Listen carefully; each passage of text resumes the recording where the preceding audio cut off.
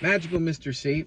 I'm over at Ocean City, New Jersey today and tomorrow. Going to be doing a couple of shows, and the shows will be the Classical Magical Extravaganza shows, which has been very popular this year so far. I've been very, very busy and very thankful for it. Also very, very tired. I'm not quite as young as I used to be. Nope.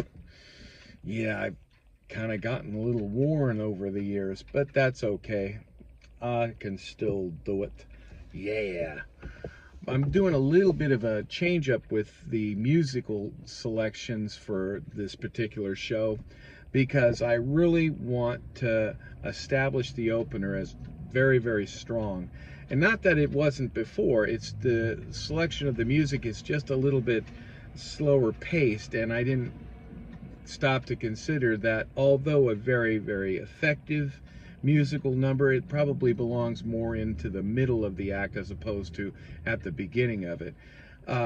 So I want something that'll really, really pop. So I changed up a little bit of the musical scores to establish that. Typically in a show, what you want is a very, very strong opener to establish that you really know what you're doing and that the audience is anticipating something really special happening. You really want that. So you want as much pop as you possibly can to bring them up to that level of intensity. Kind of cruise a little bit, maybe dip a little bit, and then right at the middle point, you start to bring it back up ever so gradually to right at the very climax. You really give them a wow finish. And the reason you give them a wow finish, folks, is because people remember the end before they'll remember the beginning. You see, the beginning helps them to maybe encourage them to stick around. Oh, this guy isn't so bad after all. Ooh, he may actually be entertaining. Wow, I think I'll stick around. And then you keep them there, you keep that interest level up, and then you just cruise a little bit. You just kind of set the pace and you kind of ride with it, maybe dip a little bit to bring the intensity down, like a tension and release. Just kind of bring it down a little bit, and then you start to build it back up. Boom, boom, boom, boom, boom, boom, boom. Sometimes in a show they have what's called a hook. And that hook also keeps the audience there. Some sort of stunt, some sort of something that you're pitching that will keep an audience from wanting to just simply walk away.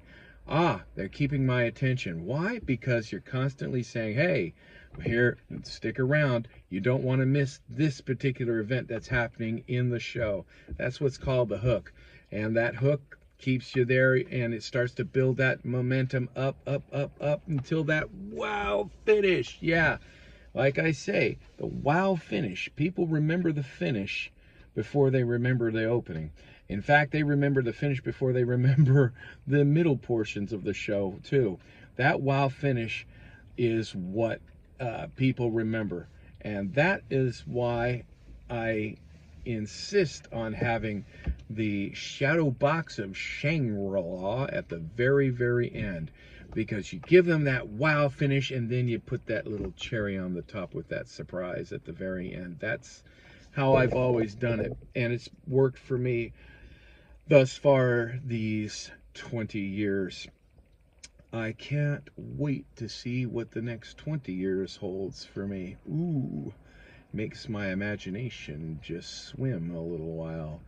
Yes, come on in, fellas. The water is fine.